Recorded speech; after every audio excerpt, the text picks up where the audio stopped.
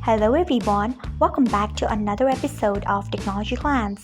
Today in this video, I'm going to guide you through how you can disable Do Not Show My History on PLAYit. So let's get started.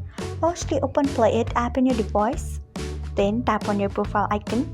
Next tap on Settings. Then tap on General. Next you can see the option of Do Not Show My History. Turn off it by tapping on it. So this is how you can disable Do Not Show My History on PLAYit. Thanks for watching. If you found this guide helpful, we would love it if you hit the thumbs up button below. We upload great new tech tutorials like this one every day, so do not forget to subscribe to our channel and hit the bell icon so that you'll never miss another update.